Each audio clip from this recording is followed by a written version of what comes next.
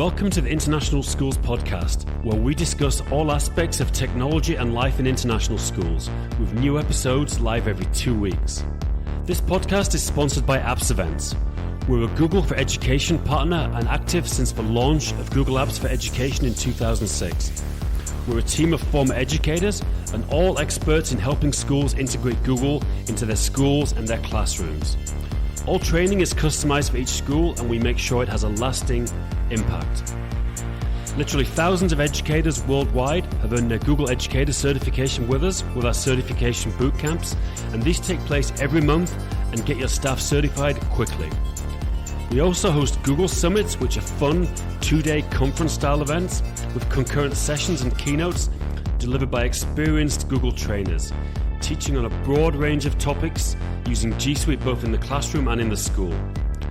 Check it out over at appsevents.com, and we can bring any of these events to your school, which is an amazing way to build a Google community amongst your staff to support each other, plus to increase the profile of yourself and your school.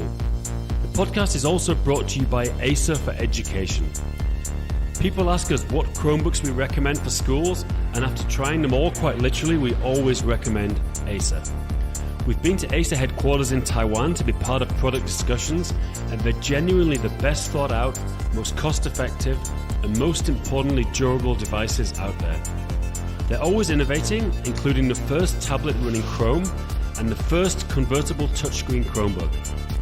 The latest version of this is a Spin 11, which has a stylus and 2 cameras, and we highly recommend it for schools. They of course have a full range of Windows laptops, and for esports fans, their Predator range is second to none. If you'd like more information, please just leave your email over at gg.gg/ACER Education. That's gg.gg/ACER Education, and we'll get right back to you. And now, on to the interview. Hello and welcome to the podcast. Today I'm delighted to be talking to Shayna Oliveira, who I know I'm saying the name slightly wrong, who runs an online language school called Espresso English, and she's on the call from Durham, North Carolina. So hi there, Shayna. Hey, Dan. Look, good to chat. It's interesting. We're both members of this entrepreneurs group, which I've mentioned before, called the Dynamite Circle. Pardon me. I don't think we've ever met though. Have you been to the main conference in Bangkok? Yeah, I was there this past year actually. Were you there? Yeah, I was there as well. Yeah, it's a shame we didn't meet. I've been there. I think I've been there 4 times now to it. Okay, this was my second. Yeah, it's great. I mean, if people who don't know, it's an annual conference. People who are sort of location independent businesses that businesses run from anywhere, and it's cool. It's a great way to get together and meet people. And I always enjoy it. I always have a good time. Yeah, me too.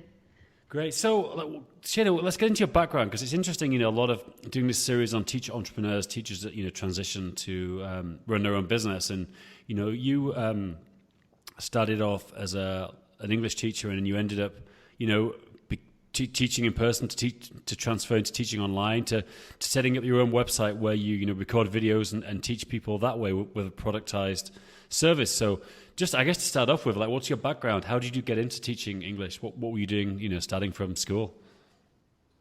Yeah, so I majored in chemistry, nothing to do with education. And then after a couple of internships actually in pharmaceutical companies, I realized that it wasn't the career path I wanted to pursue. So as I was trying to figure out what the next thing was, I was making some trips to Brazil because I am obsessed with and I practice the art of capoeira, which is a Brazilian martial art and dance. Some of your listeners may have heard of it, others maybe not.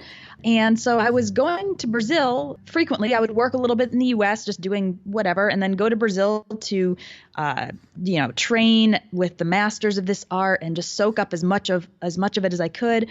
And I was kind of bouncing back and forth between the U.S. and Brazil. And then I finally said, okay, I can't live like this forever. I'm going to take one more trip to Brazil, and this will be my last, big long trip. And then I'm going to come back to the US. I'm going to settle down. I'm going to, start dating seriously and everything. And of course, on that trip, that was when I met my Brazilian husband. So we started dating. To jump in at this point, because I've heard of this capoeira, this martial art, and it's interesting because, I heard a lot about it quite a few years ago, and not so much recently. I guess certain things, they get cool for a while, and you hear about them, and then they're still going. You just don't hear about them so much. But I remember like maybe 10 years hearing a lot about this, and it was like became super popular. I guess Brazilian Jiu-Jitsu is probably the latest thing from Brazil, but I guess it's still going. And now, is it? How does it work? I mean, do you train like every day when you really get into this? What does the training look like? So there are capoeira groups really around the world, but they're small, right? It's not as well known as something like karate or taekwondo. Yeah. But when I was in Brazil, I trained every day. Outside of Brazil, training is usually more like 2 or 3 times a week. And usually you do some individual movements, and then there are some movements in partners because it's played with 2 people. It's not really a fight, and it's not really a dance. We call it a game. And then there's also music involved, so you learn how to play some musical instruments and sing songs in Portuguese. So it's very multifaceted, which is, I think, one reason why I really enjoy it. And does it have any use in self-defense, or is it purely like a hobby for the sake of a hobby? I mean, it's more of a hobby, really. It does have uses in self-defense, but it's the type of thing where you need to know how to use it really well. And obviously, you're not going to do something like a cartwheel if you're actually in a fight. But, it's kind of, the physical conditioning and some of the movements can certainly be used in self-defense, but that's not the primary aim, I would say. Cool. Now can I just get some sort of, like, paint a picture? Like, where were you living in Brazil? What were you doing? Like, what was your life like down there? So I was living in this city called Salvador. It's in northeastern Brazil. Perfect climate, between like 70 and 75 degrees, summertime weather year round, basically. On the coast, so lots of beautiful beaches. And Salvador is really kind of the heart of Afro-Brazilian culture, of which, capoeira came from various African martial arts and dances that were transplanted to Brazil during the slave trade. So it's kind of like the mecca for capoeira. Right. Of course, there's capoeira all over Brazil, but if you really want a high concentration of different groups and masters, you go to Salvador. And so I was living in Brazil, dating and then married my husband, and I was trying to think of, okay, what can I do to make money so I can stay down here long term? And I decided to start teaching English because native English speakers were at the time in pretty high demand. There are a lot of Brazilians who are learning English mostly for career purposes. Either they work in maybe a multinational company or they want to do so. There are a lot of Brazilian English teachers who are great, but they also really want native English speakers to teach the higher levels, particularly of, English learners. So I actually came back to the U.S. for a bit to get certified in teaching English to adults. And then I went back down there and I started teaching in schools as well as doing some private lessons. Now, what does a certification look like? How long does it take? And what's the name of the certification? There are a number of them that you can do. The one I did was called CELTA, and I did a 1-month very intensive course. So basically, you get training in how to run the classes, and then you actually run classes, and the instructors observe you and give you feedback on your teaching. So not only are you getting feedback and input from real students, but the instructors are also kind of taking notes and, noting where you can improve and whatnot. So the CELTA certification was great. It was quick. It was very intense. But it prepped me pretty well for actually going into the classroom and then teaching. Great. And then where were you teaching in Brazil? Were you finding your own clients, or you worked for a language school, or how did you do it? I worked for 2 different language schools. One of them was a school where students would go to the school, so it was group classes. And the other one would send me to the company. So sometimes I would do like lunchtime classes in company or to the house of private students. So I was doing a mix of group classes and private lessons. Okay, cool. And how long did you do this for? Because it's interesting. I know a lot of English language teachers and some ELT teachers. Some people do it for a few months, a year. Some people end up doing it for a career. Did you do this for a long time? About 2.5 years before transitioning into my online teaching. Yeah, now that's interesting. Now, what was your idea for doing this? Was this so you could work for yourself not through a language school? Then obviously you're keeping all the money, or was it so you didn't have to travel? How did you start thinking about doing this online? So there were two catalysts for this. So Right. one was the schedule of teaching in these schools was not great because since my students were, adults and they all had full-time jobs, usually what that would look like is I would get up really early and I would teach some early morning classes. People would come before their workday. And then I would get a little bit of a break, but then I'd have to go teach a lunchtime class in company. And then I'd have the afternoon off, but then I'd have to go back to the English school at night to teach the night classes. So it kind of felt like I was always on, always taking the bus somewhere, stuck in traffic. And it felt like my workday lasted, basically from 7 a.m. to 9 p.m., even though there were breaks in there, but it was just not a really great schedule. And then what happened was there was a police strike. The police went on strike in Salvador. Right. And that resulted in a ton of canceled classes. People were just afraid to leave their homes. And I was on an hourly pay arrangement. So if I didn't work, I wasn't getting paid. It wasn't a fixed salary. It was just per hour. So with all those canceled classes, there was the police strike for a couple of weeks, and then it was Carnival, so everything shut down for another week, and I was without income for almost a month that I hadn't planned on. And I realized that I couldn't let these external things, these things I couldn't control, have such a big impact on my own income. So I was trying to think of a way to make money on my own. And the other thing that played into it was a couple of my students who were women. They were moms. They had very demanding jobs, and they both had babies at home, and they told me, Shayna, I can't always make it to English class because maybe I'm working longer hours or maybe my kid needs me at home or family commitments, but I really want to make progress in my English. So could you email me your lessons and I will just study them on my lunch break, when I have a moment during the day. And I said, okay, well, as long as I'm prepping these lessons for the classroom, I could type them up into an email and just, send them to you. And as I did that, I thought, well, maybe I'll also post these online because if these students are finding them useful, then maybe other people would enjoy reading them too. So I started posting my lessons online, and that was the start of Espresso English.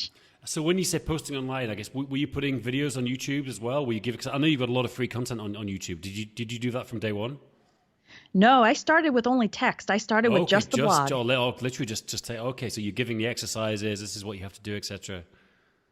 Wow, cool. Yep, and I was also too shy to get on camera. I think I started YouTube maybe a year into it. So I had a year of blog posts under my belt, and my very first YouTube videos were literally just me reading off my blog posts. Really?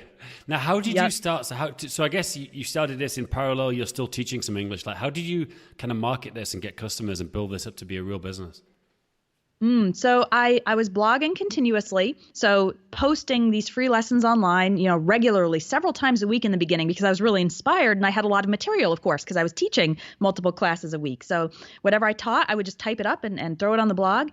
And very, very slowly, I started to get traffic, more people visiting my website. Of course, I gave it out to all my students, but then, it started to appear in Google and people started to find me.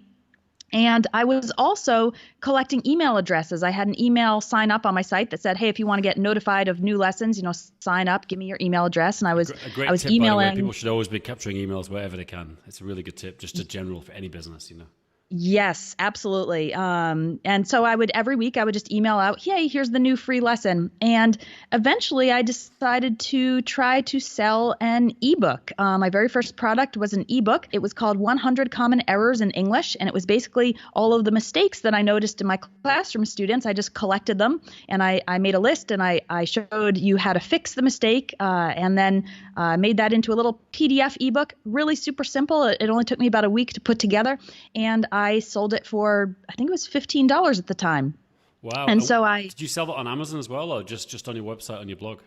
Oh no, just on the website. I was super simple. All I did was I sent a couple of emails to my email list. I made it available on the website, and I think I sold maybe a dozen copies. So, not exactly quit your job money just yet. But it was super exciting because I realized if 12 people, bought this, maybe 1,200 people could eventually buy it, or maybe I could sell something bigger. And so that just kind of showed me that people will pay for content online. And even though it wasn't, a huge flood of revenue, that was what got me started. And so then I decided to go from there and start creating courses. Wow. And at this time, were you still teaching? Were you still teaching regular classes? I presume so, or... Oh, definitely. Yep. What I did is as slowly as the revenue from the online sales started to grow, I just started to cut back on my teaching hours. So, I had been teaching maybe 20 hours a week. And then what I did is the next semester I told the school, hey, I'm only available, let's say 15 hours a week. So I just slowly pulled back, and then I pulled back to 10 hours a week. And again, as proportionally as the online stuff started to grow, I just started taking steps back from my day job. And did you start doing like lessons via video chat, like via Hangouts or Zoom or anything at this point, or did that come later? I never did those at all, actually. Oh, right. So I thought at some point you were teaching actual lessons online. Okay, got it. So you never did that.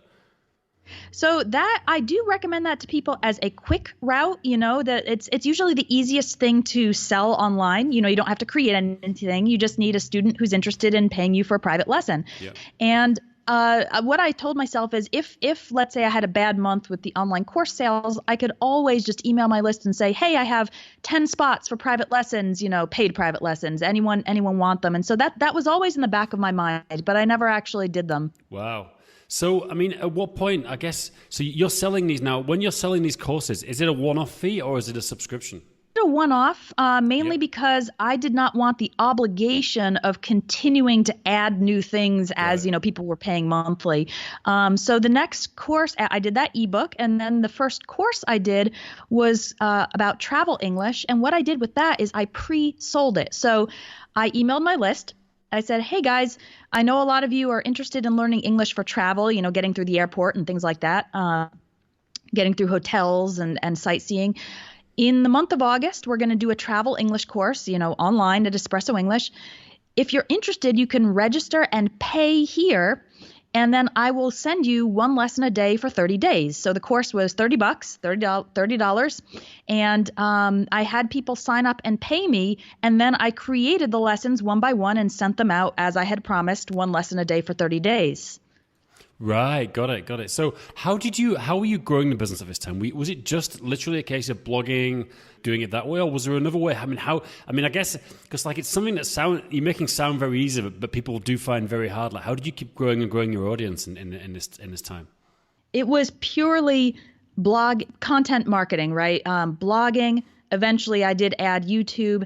Eventually, I also added a podcast. I just put out so much free content that eventually just more and more people started finding me. Now, If I were to go back and tell someone and give someone advice, I would say that way works, but it takes quite a long time. Yeah. I remember being very frustrated in the early days that it's not going fast enough.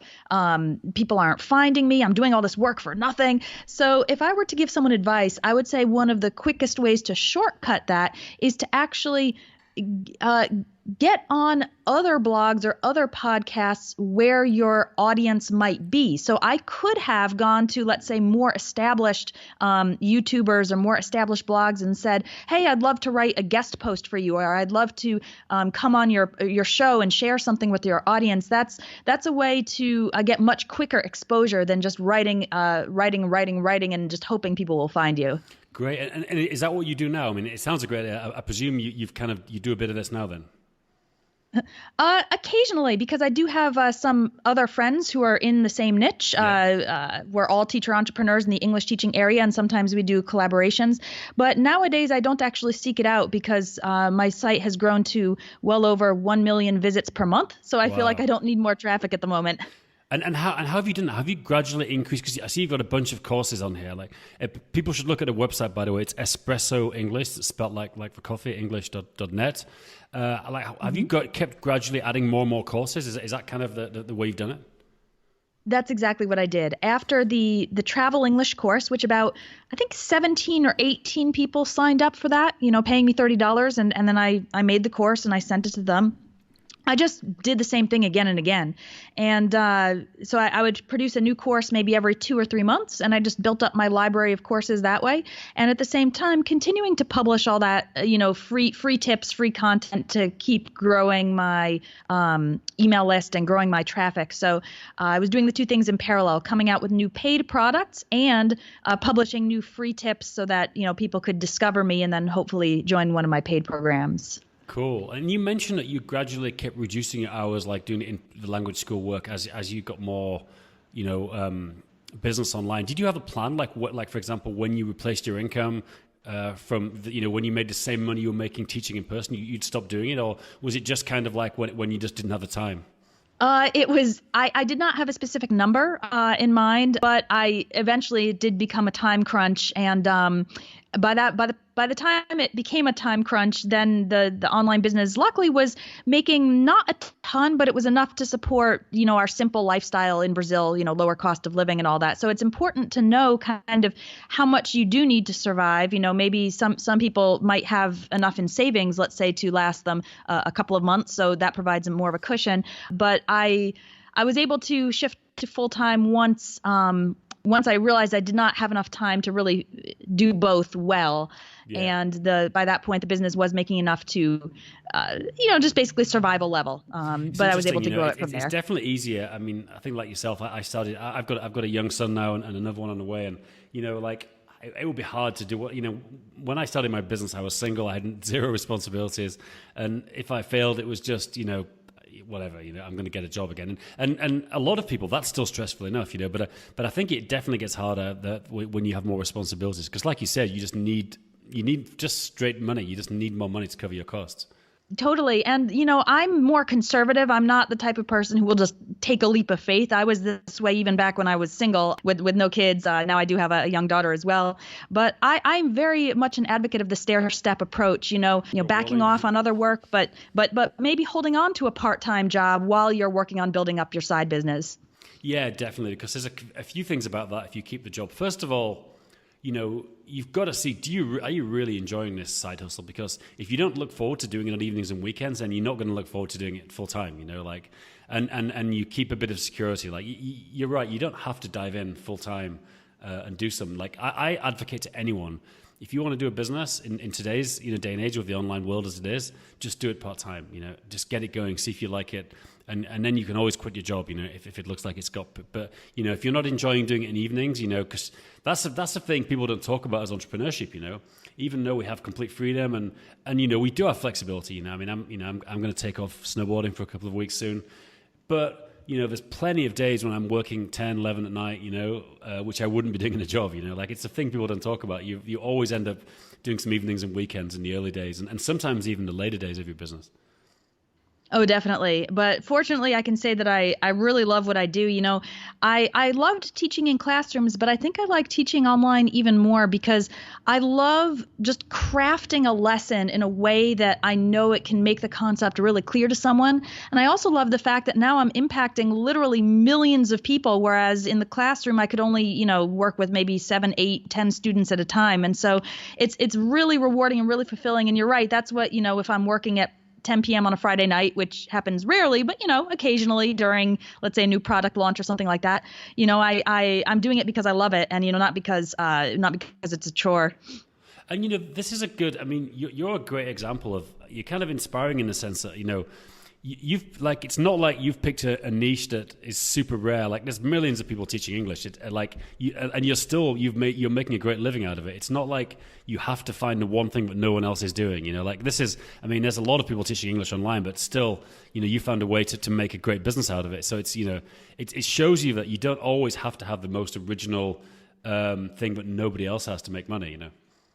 Yeah, it's interesting because I know some other English teacher entrepreneurs, and we're actually all successful. And one thing that shows me is that when it comes to education, people really enjoy learning from a teacher that they like. So there might be 10,000 other teachers on the same topic, but if they connect with you or resonate with your method or your personality or just the way you're presenting the material, then they're not going to go look for the other 9,999 or compare you with all those others. They're going to be like, no, I want to learn from Shayna. I want to learn from Dan. So it did hold me back at the beginning because I'm thinking, oh goodness, I'm competing with Rosetta Stone and with the 100,000 other teachers and books and schools out there. But it's really not a competition because if people connect with you, then they really want to learn from you. Exactly. So what's next for you? Like, is it more of the same, or do you have plans to take it in a new direction? I still want to keep growing it. I think it still has a lot of room for growth. This year, I've actually taken on an assistant teacher who is helping me answer student emails and correct student homework. Some of my courses do include homework, so there's a little bit of interaction there. And so I would love to expand my team a little bit and work with some other teachers and just keep growing Espresso English more and more. Fantastic. Well, Shayna, that's a real pleasure to talk to you. And everyone should check out your website, espressoenglish.net. Do you have anything else you want to promote? Yeah. So at Espresso English, of course, I mainly talk about English, grammar and vocabulary and all that. But it's good if you want to see kind of what I'm doing and how I'm presenting the material. And if you are interested in entrepreneurship and how I built the business, how I'm running the business, I have a separate website for that. It's a podcast called entrepreneursinmotion.com. And that's kind of the behind the scenes of Espresso English. So if you're interested in that aspect, then I would encourage you to listen in. Very cool. I will be checking that out right away. Thank you very much, Shayna. It was really great to talk to you. All right. Thanks, Dan.